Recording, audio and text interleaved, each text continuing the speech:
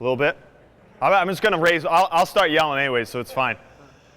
All right, well, thank you guys all for coming. I think every time that we have this seminar, it's either raining or snowing. Multiple people have already remarked that to me. Luckily, it's just above freezing today, so at least we're getting rain and you guys aren't stuck in a blizzard. Mike, however, is on his way driving through a snowstorm. He will be here, just might not be here on the actual schedule, but he will be here to lecture at some point. So we might call an audible on the schedule, but how things are going to go today. I'm speaking first. I'm Kevin Carr. If you guys don't know me yet, Marco Sanchez will be up after me. Our guest of honor, Anna Hartman, is going to be third. We're probably going to go through her practical segment before we take a lunch break, and then we'll go the MBSC staff practical segment in the afternoon, and then hopefully, and sometime in that time window, Mike will either speak right after lunch or speak at the end of the day, depending on what time he shows up here. So, I mean, thank you first and foremost. Like, you guys, you're world class for being here today. You all giving your Saturday or giving your Sunday, those of you who are going to join us tomorrow for the CFSC course, that's what allows like myself and Marco and Mike and Anna and our whole staff to do what we love for a living.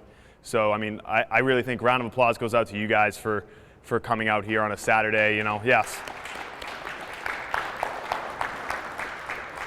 I think a lot of us, like right after the holiday season, all the craziness, but you want to just give up this next weekend right after to dive right back in and start getting yourself better in 2016, so I appreciate that. So, I mean, no further ado, I'll just get started. I did have a really cool background that's supposed to go in all my slides, and if you see it on my computer, you can see it, but this will be a little more boring. I'll try to just spice it up with the lecture as best I can. But the lecture I'm coming here to give you today is really the thought process behind everything that I kind of see and do from the treatment room here all the way out to the training floor. And this is something I've been thinking about giving for a long time, and I just kind of wanted to give a big overarching piece to let you kind of see, you know, what is in my mind and what's in my thought process when I get a new client or when I get a new a training client in a group or a therapy client in the treatment room. So I know you didn't come here to get an autobiography about myself, but I have to give myself a brief introduction here. So, you know, I consider myself a pretty lucky guy in that, you know, this is the only job I've ever had in strength and conditioning. So, as a naive kid, I applied for an internship here about 9 years ago now, and I haven't left, or at least Bob and Mike haven't kicked me out of here so far. So I think I've been pretty lucky. You know, and I function as a personal trainer and a strength and conditioning coach, and I kind of oversee the operations here with some of the other staff members to make sure this kind of continues to run as a well-oiled machine. About 3 years ago, I opened a massage therapy and movement clinic right next door there called Movement is Medicine. I am a licensed massage therapist as well as strength and conditioning coach, and I'm able to combine those two scopes together to be able to provide, you know, being able to bridge the gap from rehab into the training facility and just facilitate the changes that we need using manual interventions. And most recently, probably the thing I'm most proud of right now is the launch of the Certified Functional Strength Coach seminars. So we're just over a year now. We've certified about 700 people worldwide. We've gone through Europe, we've gone to Canada, all over the United States, and we're actually going to have another level 1 event tomorrow. And when we got together, myself, Mike, Kevin Larrabee, Brendan, Bob, we sat down and said, you know, we really wanted to try to create a new standard, a new minimal entry for coaches. What is the baseline standard that a trainer should be able to meet from a practical level? So we don't just require that you pass a written test, but we also require that you show us you can coach. You show us that you can demo. I want to see that you know how to handle that client with a bad knee. What do you do if you can't split squat them? What are you going to do if you can't squat them? What's your alternative? Show me you have practical knowledge to execute. That's the most important thing to me. I always say, if I have a trainer who can pass this at the minimal, I said I'd let you train my mom or my dad. They're back there. Because I know you wouldn't hurt them, right? You don't have to be the greatest strength coach in the world, but I want to know that you can execute and you can own the fundamentals. So that's me in a nutshell. If you have any more questions, I can talk to you guys later. If you need to contact me, You guys will get all these slides. I'm going to send them out today. So those are the places you can find me. Happy to answer questions afterwards via email if you have them. So these 4 pictures up here all tell a story. And they're all going to kind of tell a story that they're all different stories, they're all different clients, but they're all going to kind of culminate into what I want to talk to you guys about today. So in the top left here, goblet squatting to the box there, that's Alex. So Alex came to me when he was 15 years old. Marco's laughing over here. When he was 15 years old, right? And he didn't come to me because he wanted to get bigger or faster or stronger. He didn't come to me because he wanted to look jacked, right? He came to me because he was in chronic pain. Now, as a 15-year-old, that's a problem, okay? And Alex is a unique situation in that over the course of a calendar year, he grew just over 11 inches. Now, for those of you who don't know, that's a lot. And in that picture, he weighs about 150 pounds at 6'4.5". That's after he trained with us for about a year. So we put on about 35 pounds on that frame. Now, imagine how that might cause him some problems for movement, okay? I mean, he came in as a 15-year-old wearing a weight belt, but he didn't wear it to lift weights, he wore it to move. His mom was like, we need to stabilize his spine. Now, we laugh, but that signifies a serious problem. This was a 15-year-old kid who couldn't play sports, who was not confident, really tall, really thin, walked in with his head sulked, wouldn't say a word, kind of socially awkward at the time. And his mother said, I really don't think you should be lifting weights, but I heard that you guys are really good at stretching, so we want to get him to you. And now look at him, okay?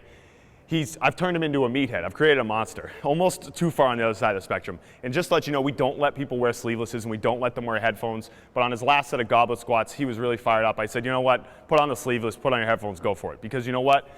This kid's a different person now. Like if anyone who knows him when he walks around here, he's got his head held high.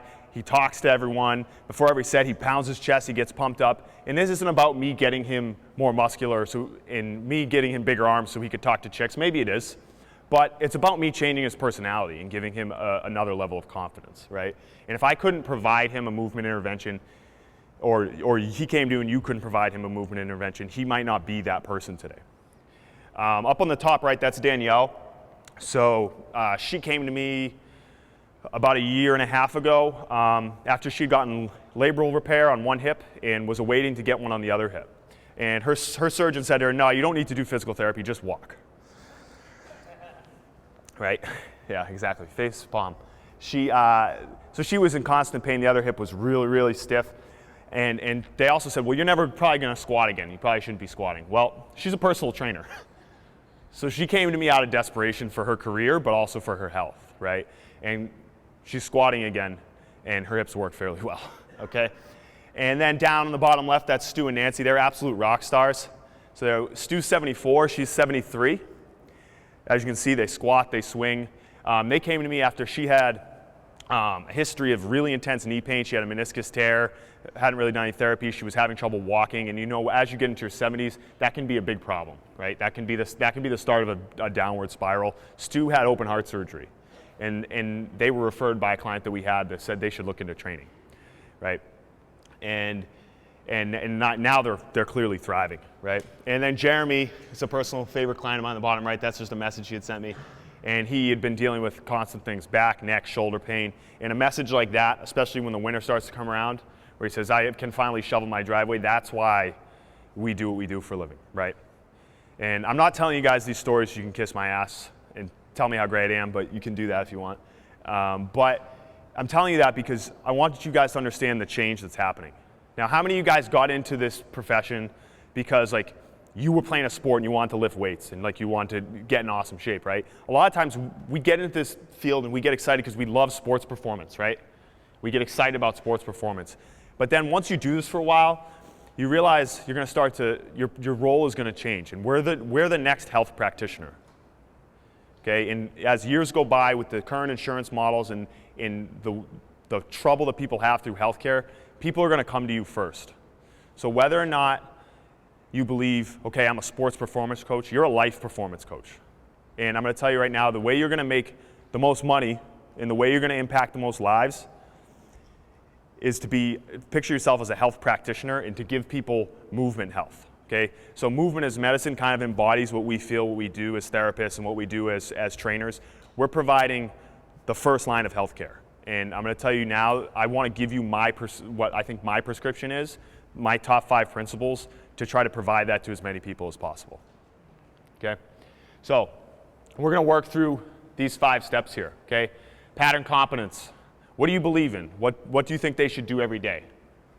Respiration training. Can they breathe? Make the joints work. Can they do what they need to do? Do the joints do what they're supposed to? Fitness. What the hell does fitness mean anyways? And then movement variability. But can you do it this way? Okay? Supposed to be a picture there.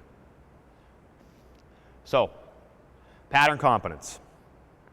What movements do you guys believe in? What are the things that are in your program that you feel like we should do every single day? What are the training moves? What are the mobility moves? What are the strength moves that you think that you value that all your clients need to be able to do? And this is the lens that I see the whole movement world through. Now, how many of you guys have taken an FMS course or an SFMA course? Awesome. Okay, take one. I don't get any endorsement for telling you guys that.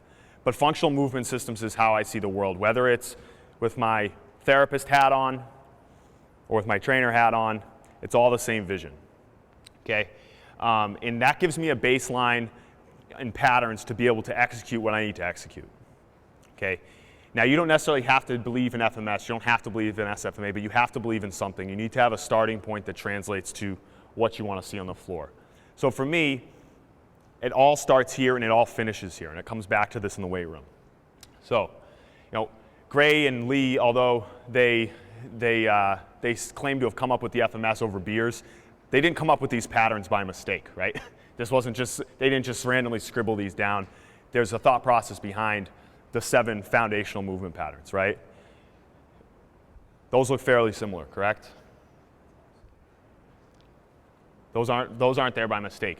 We developed this way, and if we're going to fix people, which is what we're in the business of doing, we need to go back to that. Okay? So I encourage you to find the lens that you believe in and look through that, whether it's in assessment or in program execution. This is where I believe everything starts, right? Baby squat, baby walk, baby crawl, baby fall, and this is eventually, you guys are all just big babies, right? We want to fix these things. So, but my big point is, what you assess and what you train, they have to connect, right? There should be a smooth continuum from what you look at on intake to what you want to see them leave here, and what you see them training. Okay, so if they come in to see me, toe touch or multi-segmental flexion when they come in for back pain here is active straight leg raise when they come for an initial FMS screen here, and it's deadlift, swing, single leg deadlift when they're executing out there on the floor. You want to create a continuum for you that's very clear and that your clients are able to train across that whole spectrum. Okay, so for me personally, it works very well to communicate with all my coaches here to say, okay, they might have a problem with flexion pattern. I need you to check active straight leg raise. How's their deadlift in the workout, right? So we need to have a clear communication where we can speak the same language. And if you're a trainer and you're like, hey, I need someone to refer to, find a therapist who speaks the same language. Okay? Or if you have a therapist who speaks FMS or SFMA, maybe you need to change your language, right? But you guys need to be congruent. So, what are the things you value every single day? And this is my list. Hopefully you guys, your list is fairly similar. A lot of people look at this, you say, you're not asking a lot, but raise your hand. How many of you, all of your clients can do these things perfectly? Yeah, no one, right? Be brilliant at the basics. Now, if you have a client who can swing, who can deadlift, who can goblet squat, who can split squat, who can single leg deadlift, who can push up, who can chin up, and who can crawl, that's probably your best freaking client, right? I know that's for sure, right? And these are all based out of those fundamental patterns that we just went over, what the baby was doing on the floor there. And I take a quote from Dan John, a guy who I look up to very much, when he says, if something's important, do it every day, right? If something's important, do it every day. And these are your foundational movement patterns. This is how we were designed to move. And I truly believe that the further we get away from what we were evolved, what we fundamentally were meant to do as humans, then the sicker we're going to get. Whether that's externally in our movement quality or internally as far as our stress state, we should be able to execute these patterns. Okay, so that's what we want: basic exercise competence. Whether it's in the warm-up or whether it's in the workout, unless your clients are doing all those things perfectly, we shouldn't see any of this bullshit, right? Okay. Remember, cool doesn't equal good. That's real simple, but from a trainer standpoint, we constantly get pressure from people to say, okay, why don't we do kipping pull-ups? Why don't we do handstand push-ups? Well, why don't you give me 10 good push-ups first? Create a standard baseline. For every PR video I see of some meathead guy hitting a huge squat or some guy doing a huge box jump, I just want to see a video of one of your clients training at 80% for 6 weeks, practicing goblet squats. That would make me much more happy, okay? Because the process is where you guys change people's lives. It's not the video of them hitting a big front squat. And realize that, okay? So, how do we do that? If something's important, do it every day, okay? This is Kevin's big moment back here, all right? We just practice. Every single day we practice. Now, might not be sexy or exciting, but every day we work on toe touch squat, we work on split squat, we work on frontal plane mobility in the hips, we work on single leg deadlift, okay? Single leg hinge patterns. We work on crawling, we work on double leg hinge patterns. Just practice, practice, practice. Turkish get up. This gives us a lot of, oh, I froze. I don't know why that stuck, but if we work on those things every single day, then eventually we're going to have that basic movement quality that we want out of the FMS. Now, whether that's in the warm-up or whether that's in the workout, you're going to see those represented in our program every single time the client goes on the floor. Okay, and if you can do that, at the very minimum, you're giving them the baseline standard that we want them to reach. Okay, so number 2, respiration training. Can they breathe? Okay, and I know Mike always says this, like a few years ago when people were telling us, okay, you guys got to try incorporating breathing exercises. Mike says, well, I breathe every day. You know, we don't need to work the stuff in. But then thankfully, a great gentleman, Michael Mullen here from PRI, came and gave us an in-service, and he really opened that window to us about how to work breathing exercises and respiration training into your programming. Now, as someone, I've taken a number of PRI courses and been a huge influence on me, but I'm going to tell you right now, it will change the lives of the people that you work with. A small little intervention will make a huge difference. Okay, so let's do some math. The average adult might take 12 to 15 breaths a minute. 15 a minute times 60 minutes over 24 hours, that's over 21,000 breaths a day. That comes out to over 7 million breaths, almost 8 million breaths a year. Now imagine if we did that wrong. I think if you did anything almost 8 million times a year, whether it was just bend your pinky back and forth in the wrong direction, that seemingly innocuous thing that might be wrong might cause a problem, correct? So everyone sit up for a second. Put your hands right at the bottom of your rib cage. Okay. Everyone take a big breath in. What happens? You go into extension, your ribs rise, correct? Take a big breath out. Blow out some candles. Let's hear some air, no air moving here. What happens? You crunch forward, your ribs come down. So breath has the ability to create movement or prevent movement, right? We can use that to our advantage for cueing exercises, but it can also cause us problems if we're moving in the wrong direction and doing it too frequently. So at the very most simple level, we need to realize that we can utilize it or it can work against us, okay? And the things that PRI has taught me, has made it, and Michael Mullen specifically coming here and doing in-services, has helped us execute these things in our program, okay? So we have this, the believable posture that most people come in here in an extended position. They might call this a left AIC position or a PEC position. Just for your basic information, we're stuck in extension. We're stuck in inhalation, that in-breath that we took, okay? And this is a great graphic I stole from a great PT named Seth Obrist that I really, really like. But the idea that breath is our only window in to manage our autonomic nervous system. Okay, we don't think about what we do. You don't tell yourself, okay, I'm going to digest this food now.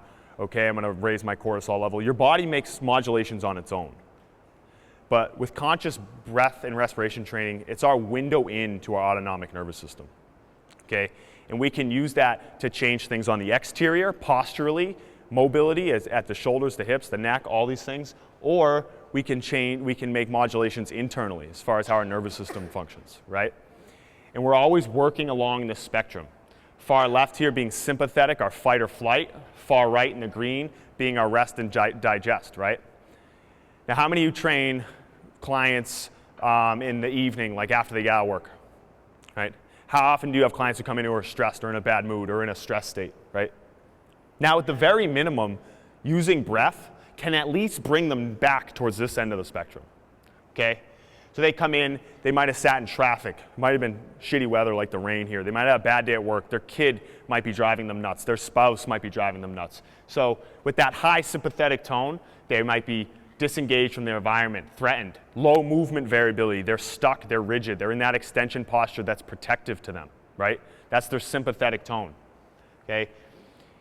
They have low self-regulation. They're not going to adapt to the training input that you provide them here well if they can't even get through their normal day without being cranked up to level 10, right?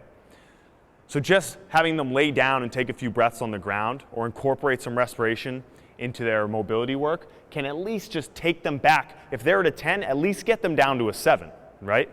Turn down that arousal knob, bring them back so they can be more engaged, so they have sensory motor openness. They can take in new stressors and new inputs as far as movement goes. When you're teaching them that movement circuit, our basic patterning, okay? Let them have a little bit of self-regulation so they can take that stressor and not feel like, oh my God, I'm gonna break down. Their heart rate doesn't shoot up through the roof, okay?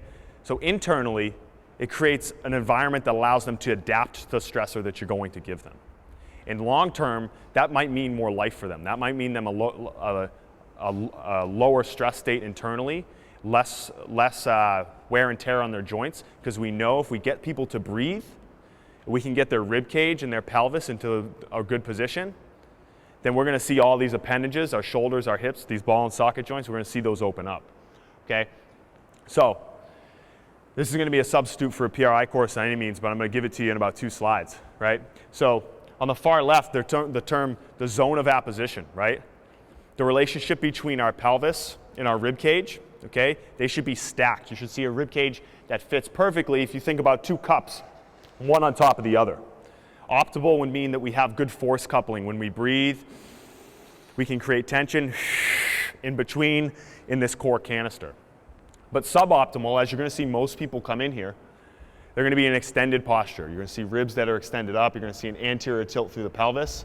And with that comes a lot of postural compensations. You'll see hips that can't extend, internally rotate or adduct. You're going to see shoulders that are blocked in mobility in multiple ranges. You're going to find necks that are toned up that don't move, among many other things. Okay? They might look like that.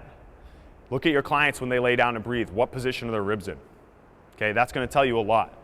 After I finish any SFMA or FMS screen, that's the first thing I do is look, okay, how do we own respiration?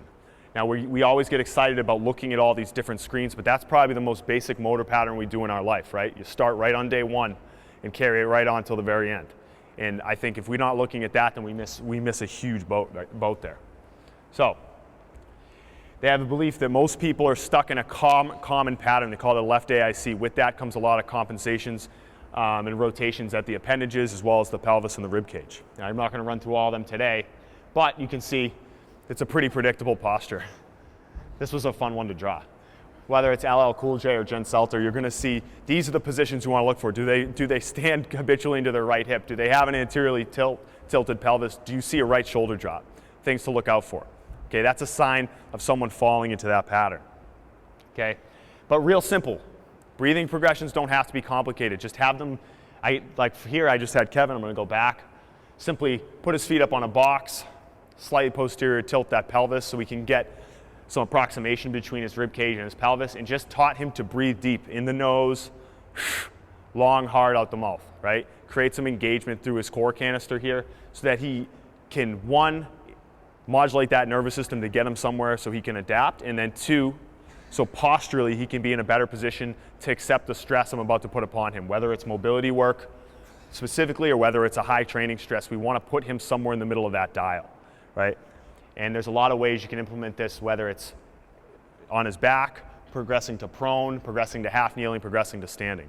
When he's in that position, do you still want his rib cage to elevate and lower? Yeah. Or do you want it just to be like the diaphragm? Yep. So the question was, when he's in this supine position, do I still want to see his rib cage elevate? We want to see natural movement. It's not that apical breath is wrong, per se, but overly relying on apical breathing is wrong. We want to see that he has 360 degrees of expansion. Can he expand wide? Can he expand up? Can he expand back?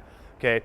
But what I do look for is over shrugging, right? What most people struggle with is on the exhale being able to draw them downward and engage into that better pelvic position. Okay. So this is our entry level position. Most of the time, feet up on the box, slight posterior tilt, some engagement of the hamstrings, and then just cueing him to get long, hard exhalations. We might progress that into a kneeling position, a child's pose position, a side lying position, depending on the client. But on entry on day one, if you can just get your clients to take a breath, you're going to change their life just with that. Okay? Like I said there, we want to see him draw his ribs downwards. We want to see some engagement. Here, maybe you can put him in a child's pose, like I said. Or maybe if you want to get some specific stretching, you can breathe through certain positions, like working through your lat, right? Most important thing, use breathing to make what you're already doing better, okay? You can incorporate these things, even if you can't incorporate specific interventions like that 90-degree breathing position I just showed. At least work breath into what you're doing. This is a box hip flexor stretch where you can see I put the straw in my mouth so you can see, okay? To forcefully get engagement of my diaphragm in these obliques, right? If I can get engagement here, then I can get freedom of movement in this hip. We know how the joint by joint works. If I can get stability at this level, I should get true mobility at this level. Notice I'm not leaning back and just cranking on my hip flexor. I'm getting engagement here and driving the stretch with the respiration of my breath. So all of our stretching now, we don't go by time, we go by breaths. Okay, so I never say, okay, hold this for a minute. I say, I want you to get down in the stretch position. I want you to take 8 breaths. Big inhale, long exhale, and just work through that position. Okay, when you're doing core exercises, press outs, planks, push pulls, chops, lifts, don't cue by reps, cue by breaths. Half kneel, I want lift and take a big breath up, big breath down. That makes it a conscious effort for the client, right? Because if you just say, hey, I want you to breathe continually for 30 seconds, they're going to take 1 good breath and they're going to wait till you tell them to say switch. Say, okay, I want to see you take 8 good breaths, and then you can switch sides. Okay, and then that puts a lot more power between whatever intervention you're providing them.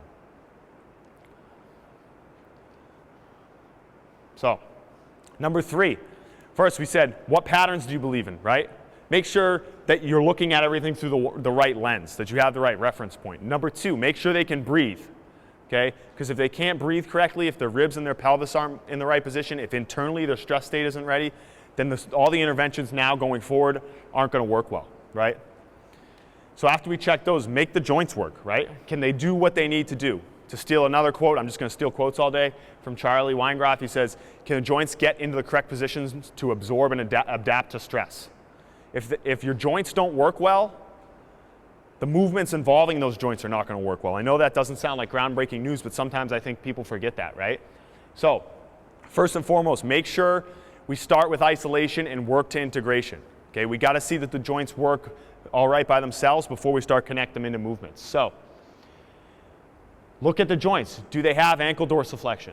Do they have hip external rotation, internal rotation, hip extension, shoulder, internal, external? Understand as a coach how to look at these things. You don't have to be a therapist to just do a basic joint assessment, okay? But realize if they don't have a lot of these joint movements just laying on the table, you have to, or even in standing, we have to find ways to connect the dots for them, okay? So starting with things like active stretching every single day, we'll work on 90-90 hip stretches. Not that they're just sitting there for 30 seconds and just hanging out on the stretch. You need to make stretches active, okay? Right? That tissue isn't going to just change itself. We know cells only respond to force, okay? So this is fairly obvious. If I actively stretched every single day for a year, you would think I might be pretty mobile, correct? Whereas if I just sat in one of these chairs for 10 hours a day and didn't exercise, that'd be pretty stiff, right? You have to make a conscious effort to be more mobile, right? So you say, as you can read, for this external rotation stretch, actively press your knee towards the ground and actively pull your chest towards your knee, consciously breathing throughout the movement, right? So every single day, value these value these qualities? Are you going to work through these joint mobility drills every single day, actively bringing these joints to a full range of motion? I say, we brush our teeth every day, we floss our teeth every day, you should floss your joints every day. It's just the same thing, okay? What's the quote? Motion is lotion, right? Keep them moving. So every single day we're going through active stretches, external rotation, internal rotation, hip extension, okay? Actively having clients understand you need to pull yourself deeper into this stretch, okay? Isolated joint mobility. I'll go through all the big ones every day: neck, shoulder, hip, ankle, okay? Pull them next to the wall, make them slowly create tension through that joint. This is something I got from Andre Ospina, his controlled articular rotations, working them through a full range of motion. The toes, working through big toe joints every day, either just sitting or hinging, working through the anterior ankle every single day. If you don't use it, you won't have it, okay? Working through ankle mobility every day. Can you dorsiflex? Can you get that knee at least 5 inches over your toes, right? Actively pulling yourself in. Hips, okay? Can I rotate through a full range of motion? Grease them up every single day and actively try to gain a new range of motion every time you get there. Think, can I get an inch higher?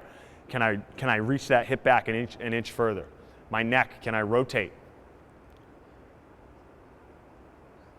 So every single time clients come in here, they're going to go through a full mobility workup like this, trying to access all these full ranges of motion. Because I'm going to tell you right now, what's the average time you see a client a week? 2, 3, maybe 4 times a week? Okay, I'm going to tell you, no matter how many times they say to you, oh yeah, I do my mobility drills, they're probably lying to you, okay? That's why you're here. It's your job to provide them these inputs, okay? They're coming to you, like I said, for movement medicine, and if you just say, hey, go home and take these, it's taking a pill and going home is a lot easier than going home and doing 10 minutes of this, right? So it's your job to provide them this input at the very minimum. We're health practitioners, so provide this to them. Okay? Go through the toes, go through the ankles, go through the hips, go through the shoulders, okay? From there, once they can move things in isolation, can they disassociate? Corrective exercise simplified, right? Can they disassociate scapular movement and cervical spine movement? Can they disassociate glenohumeral joint movement and lumbar spine movement? Can they disassociate femur and pelvic movement? And can they disassociate femur and lumbar spine movement, right? When we see people with pain or people with movement faults, it's the fact that there's a problem in their joint by joint, right? They can't disassociate shoulder flexion from lumbar extension, right? They can't disassociate hip extension from lumbar extension. So once we find that they have full joint control, right? We find that they have full excursion in all these joints, or at least to the standard that we want. We need to teach them to disassociate correctly, just to maintain the joint by joint system to work how it needs to, okay? So real simple, okay? It doesn't have to be anything advanced. Do you teach them how to simply, come on, Mike, how to simply extend their hip without extending their lumbar spine? It's just about cueing them to understand where do they need to create tension to create that movement through their hip and not through their back, right? Simple drills every single day you can execute within 5 to 10 minutes. Same thing here. Can they flex their shoulder without compensating through their lumbar spine or compensating through their neck, right? Can they maintain the positions that we want? Same thing here. Can they manage glenohumeral joint movement without compensating through their cervical spine, without shrugging, right? Can they manage overhead shoulder mobility without compensating through their lumbar spine, teaching them to cue and create compression from their rib cage to their pelvis? Very simple drills, seemingly innocuous, but if you do them every single day, you're going to teach people how to move more efficiently, right? And this is going to help the person who's chronically has a stiff neck. Can you teach them, okay, this is how you reach without shrugging. This is how you run without compensating through your pelvis and your back.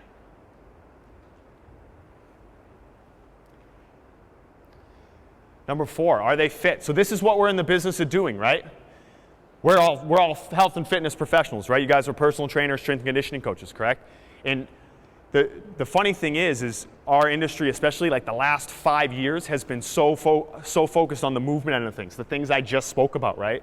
The FMS, the SFMA, movement correction, that stuff is amazing. And that's what opens the door and gives us the ability to execute here. But don't forget what we're trained to do.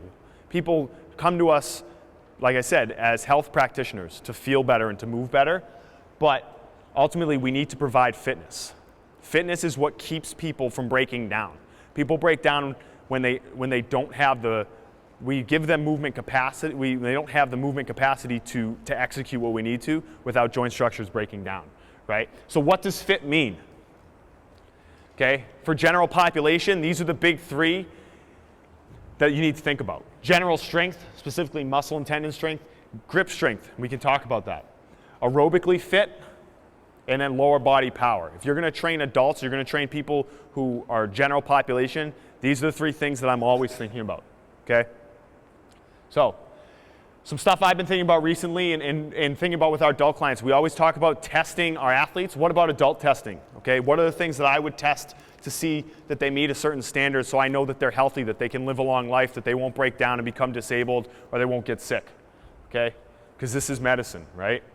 They do blood testing for people, we should do strength testing for people, okay? Lower body strength, goblet squat, single leg squat. Upper body strength, push-up. Lower body power, vertical jump. Aerobic capacity, 7-minute bike test, it's like a modified Cooper's test. Heart rate recovery and resting heart rate. Overall work capacity, farmer carry, or some sort of variation, then body comp, skin fold test. Okay, adult standards, what might we want them to reach? These are things I'm still playing with, right? But some things that I've been looking at with my adult clients. Can they carry their body weight? What people say, what distance? Well, this is the distance I have. So from that wall to that wall and back. Okay. Push-up. Men, can you do 15 good push-ups? And that doesn't mean you're dragging your hips on the floor. It means you touch your chest to an RX pad at the bottom, lock out at the top. Women, can you do 5? Chin-up. Men, can you do full 5 chin-ups? Again, that means dead hang, chest to bar. It's more of a chest up than a chin-up. Women, can you use that 5-centimeter band we have out there over the foot for assistance? Goblet squat. Men, can you squat down to a 12-inch box with a 32 kg bell for 10? Women, can you do 10 with a 20? And then single leg squat for both. Can you do 8 just below parallel or 2 parallel on each side? That shows me you have some balance and single leg stability. Now, I'm happy to take suggestions as far as where these standards fall, but these are some of the ideas that we've been playing with here. And it's funny because at the same time I was thinking about that, I went to the Fundraiser Seminar a few weeks ago with Dan John. It was a fundraiser for Brendan Rarick, our good friend here. And actually this is what he had put up on. So it's like we had met thinking along the same lines. I talked with him this stuff for a while. Okay, these are his standards. Just hang on to the standards for adults. Stand on one foot for 10 seconds. Hang from the bar for 30 seconds. There's the grip strength thing again. Standing long jump for height. From a safety perspective, maybe I think vertical jump might be slightly more safe. Farmer walk times body weight times 100 yards. 30-second squat hold. And then keep your get back up test at 8, right? And I wrote underneath, is this ankle mobility plus hip mobility and Turkish get-ups? What does he mean by get back up test? This has been something that's been popular in the media over the last year or so. It's the study that came out of Brazil about your life expectancy, right? And they said, you know, if you can get down, get back up off the ground without using your appendages, your arms specifically, you have a longer lifespan, right? And for every way you position yourself to get up, you lose whatever many years of life. Now that's a giant generalization, but it does tell us something, right? People live longer if they have adequate lower body strength and adequate lower body mobility and core strength, right? That's what you should take away from this. And then that should help you guide your program. What things do you put in every day? Again, what movements do you value? And do their joints move okay? Okay? For me, that gave credence for thinking about maybe we do get-ups every single day. Okay? Yep.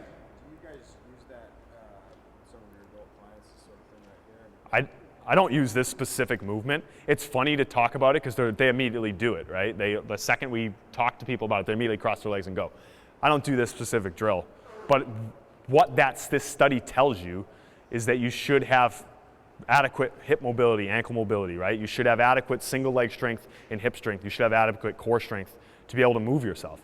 That tells you that someone has some sort of vitality in them to be able to control their mass, right? And that's just both internal vitality and external vitality. Do you do any variation of this other than like a get up or something? Is that nature? Do you have people actually get down, get back up, get down, get back up? No, but what I might program is like get-ups in actually just program drills that are paired together where they have to do that. So maybe it's 10 squats, 5 push-ups, 10 swings, 5 bear crawls. So the nature of the pairing of the set is that they have to continue to get up and down off the ground, right? One thing I've been doing is, and I don't mean to steal your show here, but I've been teaching people how to get down and get back up and eliminate, limits and pressure points as they go. Yeah, I think that's fine. I think anything to teach people to, like, we're talking about health and people surviving, anything to teach someone to control their body mass and be able to get up and down off the ground. I said even shitty looking get-ups are better than no get-ups, right? Just practice, because you don't know when that person is going to need that to save their life. You don't know when they're going to need that to catch themselves from falling, right? Those are just simple things. This is bigger than like helping someone get a bigger vertical jump or 40-yard dash. This is about longevity and adding years to people's lives, right? So general strength, something to think about, okay? I like this quote. Strong people are harder to kill than weak people and more useful in general. It's a good Ripito quote, but I mean, it's true, right? Your strong friend is the one you call on moving day. I know that. I also made the mistake of buying a truck, so I get a lot of phone calls. But science has actually proven this, right? So this is a cool study. This is my client, Jim. He said he was going to be here today. I put this picture in for him because he always asks if he's in the slides. I said, yeah. So he's 70 years old, right? And he beat non-Hodgkin's lymphoma. He's been pronounced dead twice. He's still lifting weights here 3 days a week. But there was trainers that had him for years before me, but I'm a staunch believer that him consistently being fit his whole life, lifting weights and running and all these things is why he's been able to deal with a lot of these things. And studies have shown us that strength training specifically makes you more durable, right? In my mind, we provide strength training people here. Force production is secondary, okay? We think about force production for athletes. For adults, it's not about force production. We get excited when they hit PRs and put more weight on the bar, but we become more resilient, right? We become more resilient to stress internally because we lift weights. It's not just the amount of weight on the bar, it's your ability to be more durable, right? So 12 weeks of resistance training resulted in 37% decrease in TLR4 and 4 mRNA and 50% decrease in interleukin-6. If you don't know, those are 2 major inflammatory markers, right? So this name of this study, it says exercise but not diet-induced weight loss decreases skeletal muscle inflammatory gene expression in frail, obese, elderly persons. He would be upset if I referred to him as a frail, obese, elderly person. Yes? Yeah, so these are, I can send you the study. So essentially, these are inflammatory stress markers for people, right? Like, so we talked about the spectrum, right? When we talked about the breathing. These are your fight or flight sympathetic hormones, right? Things that show up in your blood when you're constantly toned. Now that could be from someone overtraining, that could be from you being sick with cancer, that could be from you being chronically stressed out because you drive in traffic, all of those things. But strength training helps you buffer all of those internal markers, right? So for someone like him who might be fighting a battle as far as a chronic disease goes, or someone who is just chronically overweight, this helps them fight that battle better, right? Oh, my clicker just, for some reason, timed out, but I'm going to just keep it going here. So I'm just going to, hopefully it comes back soon. All right, so strength training for tissue health. My argument, I'm a massage therapist, but I would tell you that I think the best possible strength training intervention, the best possible soft tissue intervention is strength training. And I don't think that's going to hurt my business, but if we train correctly and program correctly, you're going to build soft tissue that is more resilient and that can respond to stress better. So something to think about when programming. We have people come in on the outset on their first trial here, or we have someone returning from injury. Our entry is isometrics, right? And isometrics for a couple reasons. One, there's no inflammatory tissue reaction. There's not a big change. You fix it? You're the man. Okay? There's not a huge change in tissue length. There's not a lot of tissue damage, right? So on the outset, these people aren't sore and dying after their first workout. Also, we know isometrics improve flexibility, but also improve strength. So when we're thinking about trying to get an anatomical adaptation to tissue, like a patellar tendon post-injury, right? Or just starting to bulletproof people's joints when they first start training, isometrics can start to be a good entry point for your clients when they walk in the door, okay? Progressing from there, applying eccentrics, okay? Not because we want the most time under tension, we want to get huge, but because we're teaching tissue to decelerate. Again, like I said earlier, tissue only responds to force, right? No one gets hurt jumping. Everyone gets hurt landing, right? So teaching people to lower slowly, teaching people to split squat slowly, to control the descent on a row. We can start to condition rotator cuff. We can start to condition patellar tendon to lengthening strength. Can you control deceleration? Because that's where your clients are going to get hurt when they're playing in a pickup basketball game. That's when they're going to get hurt when they're just playing with their kids in the driveway, things like that. This is motor learning, this is grooving, okay? And then from there, concentric and dynamic. So dynamic tissue resiliency. Can you teach them to land and jump? Can you teach them to skip? Can you teach them to land forcefully and respond to that force? But they won't respond to concentric dynamic unless they own isometric and eccentric first, right? That's going to be your entry point. So think about that while you're prescribing these exercises. It's not just about force production.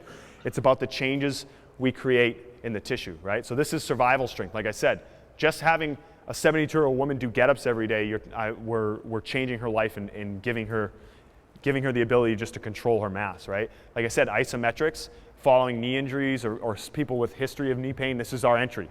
Split squat holds, right? We want to condition the tendons to the stress without continually changing length, okay? Same thing, maybe it's a squat hold, maybe 5 reps with 5-second holds at the bottom.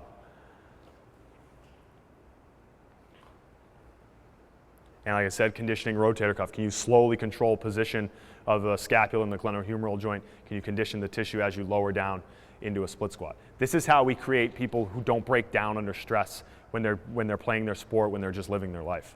Okay? One again. Don't get this app on your phone. It's fine. Grip strength, right? Some recent studies out that are pretty eye-opening. So those are all the different studies, and those are all things they looked at. 24 on mortality and survival, 9 on disability, 12 on complications from hospitals and lengths of stay, and most recently, really interesting one on heart disease. Okay, each 11-pound decrease in grip strength over the course of the study was linked to a 16% higher risk of dying from any cause and 17% risk of dying from heart disease, 9% higher risk of stroke, and 7% higher risk of heart attack. They found that grip strength was more highly correlated than your cholesterol numbers, right? So I think it would behoove you not to strength train. I think I think carries are extremely valuable. That's probably the most obvious programmable thing we can do. But doing rows, doing chin-ups, doing deadlifts, grip strength is a sign of your vitality overall, just like that test like we talked about, getting up and getting back down, okay? Lower body power. The next thing I always think about for adults after basic general strength and grip strength is lower body power. So this is from another study. Between the ages of 65 and 89, explosive lower limb extensor power has been reported to decline at 3.5% per year compared to 1 to 2% decrease in strength. So what that tells us is we get slower quicker than we get weaker, okay? So we value strength training, but that doesn't mean we shouldn't do power training for adults. Adults need to be quick. They need to be able to produce force, okay? Power is one of the major variables associated with independence, fall prevention, and rehabilitation following injury, okay? Got it? To the rescue.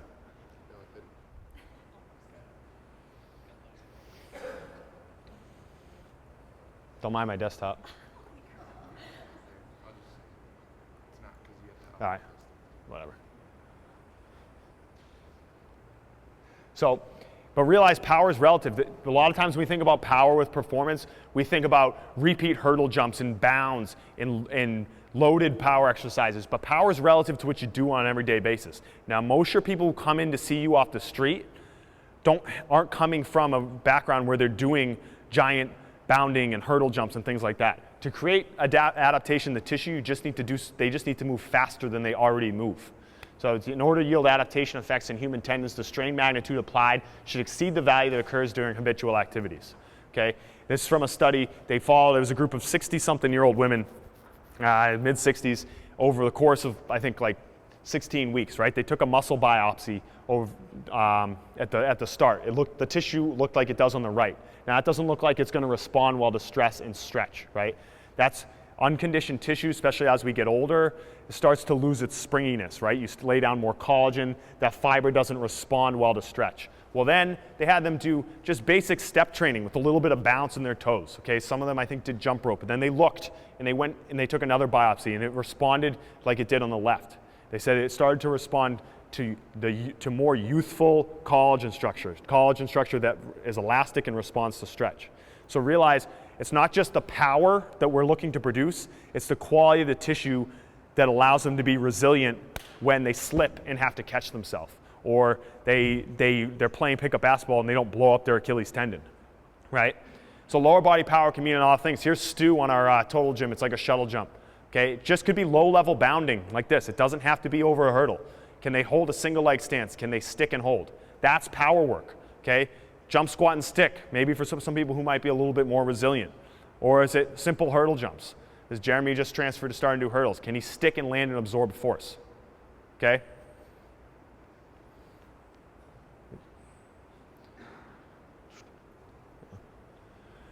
Okay, so realize that power work is, I think, every single day. If they're skipping, they're doing ladders, they're jumping on boxes, they're jumping on the shuttle.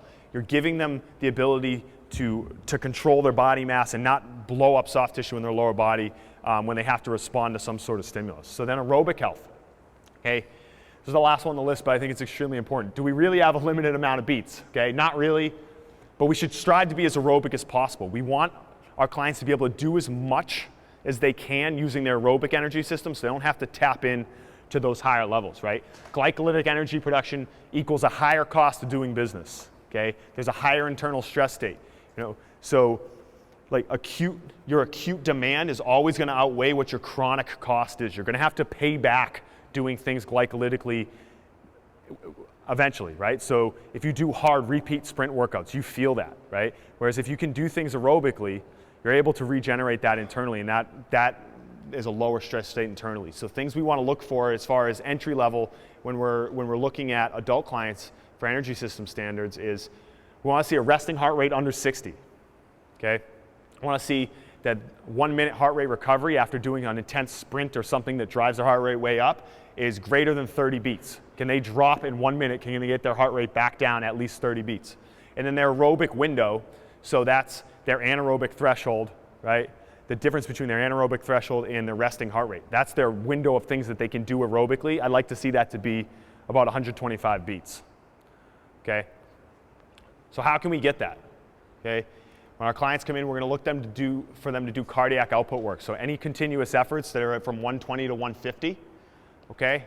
So we might apply that on the Aerodyne bike, 3 miles, 5 mile, and 10 mile rides. These things can be done after their workout or on supplemental days in between. I always encourage our athletes, if they're not here, to get some sort of aerobic output. We use this heart rate monitoring system you can see up there. I'll tell them either go home, I don't care if you jog, you run, you bike, you swim, come back here, use the Aerodyne. On the off day, we want to see you start to build that aerobic window as large as possible. Or maybe aerobic power work, okay? So if you don't have time to do full output work, 1 to 5 minute repeat efforts at anaerobic threshold, which is at just the line where you start to transfer from aerobic output to anaerobic output, right? Recover to 130 in between. So some examples of protocols, maybe half-mile sprints on the Aerodyne. I say sprints because it's not a 100% effort. It should be right at your anaerobic output, so that should be about a 75%. Recover to 130 for 3 to 8 rounds. Or maybe a 2 mile ride on the Aerodyne, recover to 130 and repeat 1 to 3 times. Good. So, warm up cardiac output circuits. Maybe people don't want to run, they don't want to bike. They're like, hey, I can't sit on this for that long. Or we know that long, slow distance running doesn't work for a lot of people because structurally they cannot take that force through their skeleton, right? But we still want to get aerobic work. How else can we do it? How else can we spend 20 to 40 minutes with a heart rate of 125 to 155? Well, we can get this in the warm-up with a lot of our clients. That's why we have monitoring systems, so we can watch. Okay, can I keep you in this range? Do you go too high? Do I need to slow down? Are you too low? Do we need to speed up our pace? Or cardiac output circuits, like I said, is an alternative. You can work on multiple qualities, whether it's mobility drills, core exercises, upper body, but still get your central adaptation in your cardiovascular system. This works very well for deconditioned clients, athletes coming off injury, or some adults with poor movement quality who might not be able to run, right? So, what do? 25 minutes, the goal is to keep your heart rate. This is exactly what I did with one of my clients this week.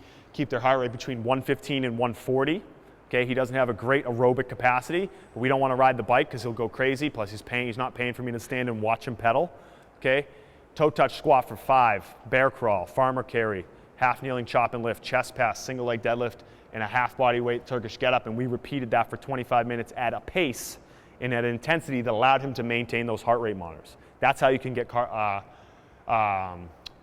cardiovascular work or get cardiac output work without having to put people on a bike. Okay. Tempo running, extensive tempos, as Charlie Francis termed them. This is something that he invented. Okay. We want to see that we can get aerobic adaptations in our fast twitch fibers. They use this as a recovery effort in between more intense sprint days. So this allows us to get sprinting without sprinting. We know a lot of adults might not deal with high intensity sprint work. That's where they start to break down, but you can actually get the benefits of sprinting aerobically for them. We might program 70 to 100 yards. We'll run up and backs in here, okay? Or 10 to 15 second efforts. It's 70%. 70 means 70. We don't want 90. I don't want 60. So that's the tricky part as a coach, to modulate that level of intensity. We want to see them recover down to 120 to 140 beats per minute, maybe 60, 90 seconds if you're not looking at heart rate monitoring. 8 to 16 reps, maybe 2 times a week. Like I said, this allows us to get aerobic adaptations. Have you found that using that MyZone system helps? Yes, absolutely. If you, do they look at it? yes, yes. The people who buy into it now will religiously look at it, right? So like my guy who I was talking about that last circuit, like every time it's go, he knows now, okay, if he starts to come too far up, I'll be like, all right, take a walk down and back before you have to go to the next thing in the circuit. So he can just kind of modulate the intensity. Or if he's too low, I'll be like, hey, we got to keep your pace going. If he starts talking to people, I'm like, move, right? And that allows us to just tweak and be more specific with rest periods. 60 to 90 seconds, I might be able to recover in 60, you might be able to recover in 90. That's a 33% difference in rest depending on the athlete. So we want to think about, okay, how can we be more specific? We have that up there. I don't have to hold a stopwatch, you know? So. And then finally, can they be variable? And this is going to be dependent on a lot of the other things, right? If they don't have joint positions and if they don't have basic squat patterns, giving them a different squat pattern is going to be problematic. If they don't have full regular joint positions, asking them to press at a different angle or step at a different angle is going to cause a problem. If they can't breathe and their system's rigid, right, and they're stuck in extension, they can't be variable and adapt to these new positions, right? And if they're not aerobically fit, they're going to break down, right? But variation equals brain candy, and this is how we keep people engaged with training mentally, but also how we teach them to be able to adapt to things when shit hits the fan. Okay, people don't get hurt squatting. They don't get hurt doing a perfect goblet squat. They get hurt trying to move an air conditioner. They get hurt trying to move a couch, right? We got to teach people to carry the stuff that we're teaching them here over into other parts of their life, right? And variation equals brain candy. If we can teach people to cross hemispheres, we stimulate the corpus callosum, right? So cross-body patterns provide full sensory access, auditory, visual, proprioceptive, to both sides of the body. That's out of the book Smart Moves. And for this, I think about using ladders with adults, right? Doing crossover drills, crawling, chop, lift, karaoke, okay? It sharpens the foggy brain. People are more focused, but also we teach them to be variable. So that means maybe just doing ladder drills for aging adults or even middle-aged adults to keep them sharp, right? So they understand, okay, this is how I contralaterally rotate my hips. This is how I rotate my shoulders and thoracic spine. This is how I have some single leg stability and move in the frontal plane, go forwards, go backwards. Doesn't have to be perfect, but we want to teach them to cross the midline. We want to teach them to disassociate upper and lower. We want to teach them basic locomotion patterns, forward, backward, side to side, right? Crossing the midline and chop and lift. All these things stimulate the brain. It's more than just the core adaptation we get. It's the proprioceptive adaptation that we get. And we're all pretty familiar with the term joint centration, right? That the joint has the ability and proprioception to go anywhere in the joint. I want movement centration. I want clients who can go forward, who can go backwards, who can go side to side, who can go diagonal and adapt to that stress, because they can't control in life necessarily when they might have to go this way, right? And if you only teach them sagittal, they'll only have sagittal, okay? Variable loading strategies, like I said, people don't get hurt with a perfect goblet squat. They get perfect when they're moving stuff in their life, right? Change how you load patterns once they own the patterns, but it's still the pattern. Load, offset, load from a bear hug position, offset deadlift, it's still a hinge, right? Once they show you they have competency in basic patterns, start to find different ways to load the same pattern, because They're not always going to pick something up in life like this, right? Split stance. They're not always going to set perfectly in a deadlift. This is a million different ways we can load things. My dad gets a little star moment here on the screen, okay? Can you carry things up here? Can you carry things down here? That's a slosh ball. Learn how to teach them how to pick it up correctly. There's water swinging around. You're not always going to be moving things. Maybe you're moving a couch with your friend who's weak and keeps dropping it. You don't want to tweak your back. Find other ways to load things once they master the fundamental patterns that you like. Okay? Question is, how do I program all of this? There. Okay, so I put that in there so when you guys get the slides, you can kind of see an example. This is an actual program with one of my adults. Okay, I'm going to wrap up quick so Marco doesn't kill me here. So I'm going into his time. Okay, basic foam roll and mobility work. Every single day we go through full joint ranges of motion. Like I said, neck, shoulder, hip, T-spine, ankle. Okay, we do warm-up. Our warm-up is a pattern warm-up. You can see literally I do the same warm-up 3 days a week with this guy. Toe touch squat, bear crawl, single leg deadlift, crossover crawl, push up, single leg deadlift. That's what we're doing for this phase. And then I'll create a variation next phase. Our power work or our ladder work is some sort of variation, whether it's chest pass, side toss, box jump, okay?